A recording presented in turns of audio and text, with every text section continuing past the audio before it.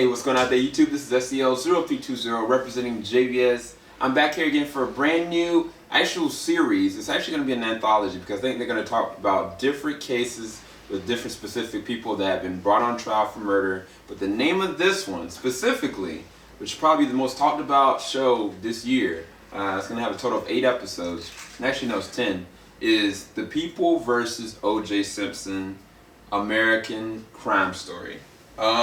This is an FX feature. The person that's going to be actually playing O.J. Simpson is Cuba Gooding Jr. John Travolta is playing Robert Sharpo. Courtney B. Vance from The Preacher's Wife is actually playing Johnny Cochran.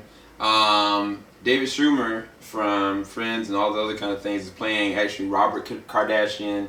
I think Selma Blair is playing Kris Jenner. Kris Jenner is, of course, now Kylie Jenner. But they got married, I think, around like 1991. But it's interesting just the amount of volume of cast members that are actually in this. I mean, shoot, they even got freaking Nathan Lane in this movie.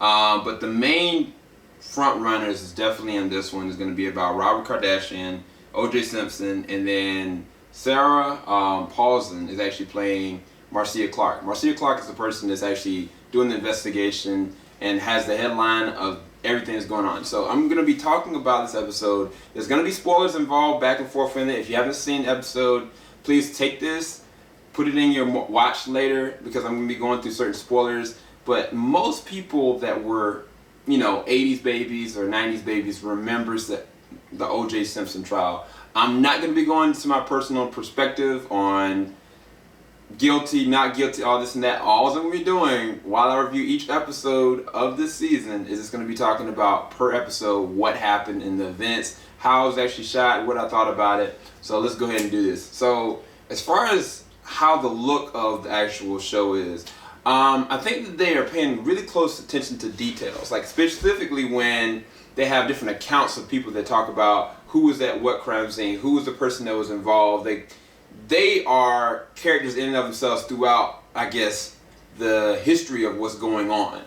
The pacing on that is actually done really well. The only thing I had a problem with was actually, I guess, the camera angles. I think that if they would have taken the route like True Detective of having a different style of realism as far as how they're actually shot, I think that they're doing a really good job of it. And they're painting really good glamour shots in certain moments. There was a specific sequence where you had O.J. Simpson going to his wife's or ex-wife's funeral, where he's kind of getting out of the limousine and he's looking at everybody looking at him. He's got the shades on. I think that was a really nice shot and panned out, as well as even towards the third act of this, when Robert Kardashian is basically talking with OJ, and basically OJ is freaking out and basically unraveling at the seams. I think that was actually shot pretty well.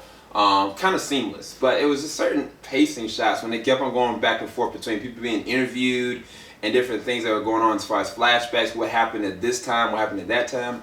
It kind of felt kind of like cheap in a sense because it didn't feel real. Whereas I've seen certain TV shows actually do that really well, and I think True Detective had a really good cinematographer that actually inhibited that very well. But as far as the structure and as far as the pacing is concerned, it was actually done really well.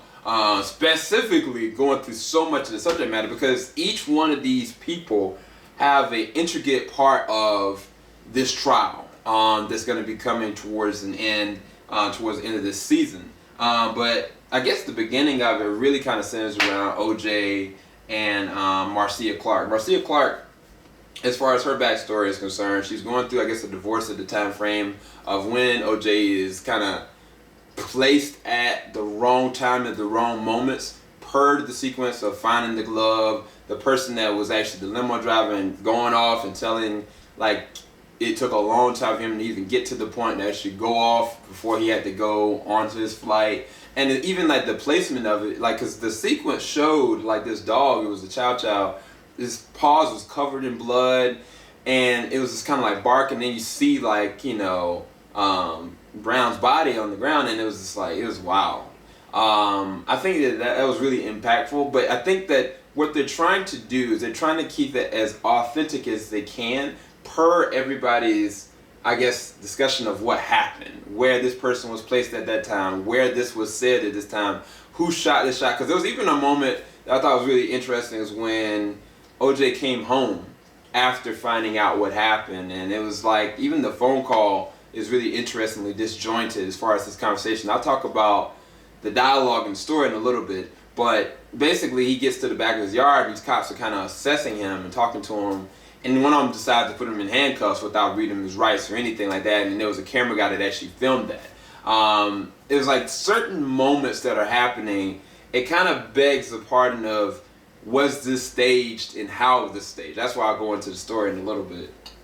But how were people's performances? How was, oh boy, as O.J. Simpson? I think he's doing a really good job. I think that, I don't know, like, how his mentality was at that time, so I can't go off of what I know, or even like what the film stuff, because even like a lot of times, even when you see like the shots of O.J. Simpson, and even during the trials, all you see is actual picture art, or even like some video, but you never hear any kind of dialogue. All you have is to go on is the fact that he was a pro football star, as well as being in the Naked Gun movies, which they even identify that later on in it. But as far as his portrayal of it, I think he was doing a really good job. I think that the final act and just how he's interacting with everything is really disjointed. It reminded me of Ben Affleck's performance in Gone Girl, because in that performance there was never a point that I knew whether or not he did it or not. I knew that he had some mental imbalances, and that's the same thing that Cuba is displaying in this one. But the attention to detail with certain things, like even like the cut on his finger, him with the polygraph test actually failing, and even with certain things that happen towards the end, it begs a lot of questions and is left up to interpretation. I think even when Cuba actually did the interview on this, he had even said, like, you are going to be the one to assess whether or not he did or didn't do it throughout my performance. And he even said, and I think he did a really good job in exhibiting that. The interesting thing is, what I think is going to end up being a good standout is Sarah Paulson as Marcia Clark. I think that the interesting part about her character is she's so emotional, and she's emotionally driven because this happened to a woman, and even like the injustice of it all, that she's got so much going on that it's taking her outside of her scope. John Travolta, in being the lawyer in the situation, as Robert Sharpero, I don't know if I'm pronouncing the last name right, I think he's doing a good job. The only thing that bugs me is his eyebrows. Eyebrows just look all over the place. And I think they're trying to keep them kind of looking exactly like it, but I don't think they had to do it with eyebrows. His eyebrows look all jacked up. But the smartness and the cunningness and the intellect of how he's portraying the character is done really well, because specifically when they kind of were supposed to pick up OJ to bring him in, and he decides to take all these kind of doctors and just look and scan all over him, I was like, John Travolta's nailing that part. But in the beginning, it kind of felt kind of cliche, and it kind of felt like stale a little bit as far as his performance. But towards the end, it mocked up, and I think that everybody's going to kind of get hocked up in a certain extent. Courtney Vance, I think he's doing a good job with Johnny Cochran. It's an interesting portrayal of Johnny Cochran. I'm trying to stay neutral with that whole perspective, but I think he's doing a good job as far as acting. So everybody is generally doing their own thing. I think the only one that's really doing a really good job, honestly, is probably Bruce Greenwood as Gil Garcia, who's actually the chief of the investigation that's going on. Because he's just a good actor. I mean, I've always liked him as an actor. I even liked him in Star Trek. But even Selma Blair, I think Selma Blair and Connie Britton, who played the role of, I think it was Faye Renzick, and then Selma Blair's playing Kris Jenner. Their sequence in the at the funeral, it felt really cheap. I mean, it felt really cheap. I have to comment on that. I did not like that sequence. I mean, I know about them, and I don't know if they're trying to go for how the actual people are in real life, but I didn't like it. It just felt flat to me.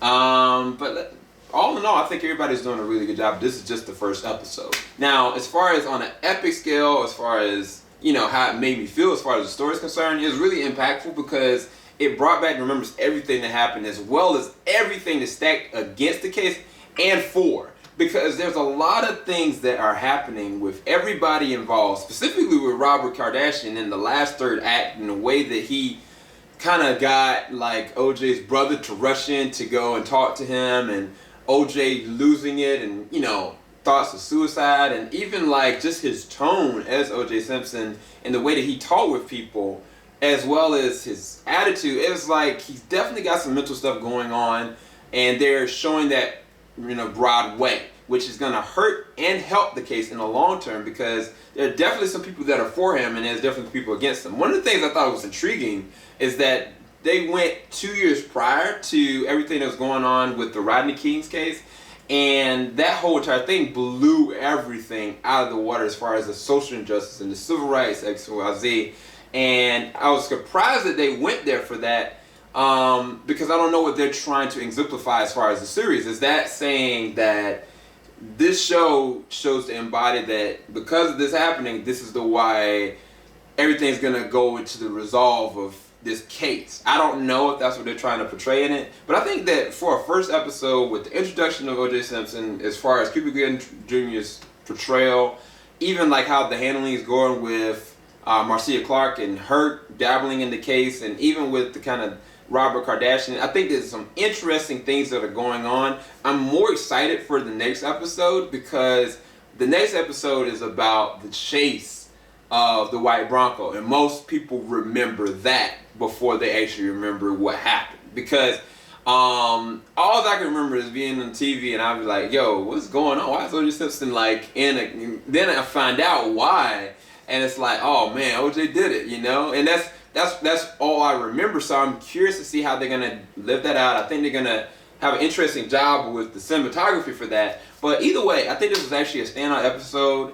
I give it a 9 out of 10. I think they did a really good job with it. Like I said, there were certain people that kind of came out cliche, but it's definitely some interesting things going on behind the scenes. And maybe if it was actually on like Netflix or something like that, they would have meant a more gritty and a lot more, I guess, not so much trying to be by the book as far as testimonials are concerned and trying to be the portrayals of the character instead of just kind of going for it. But I don't know, we'll see. I'm definitely gonna be back for next episode. Maybe me and Joe might actually do this together. But thanks everybody for watching. This is SCL0320 representing JVS. We're not gonna stop. Love y'all. Peace. Till next time.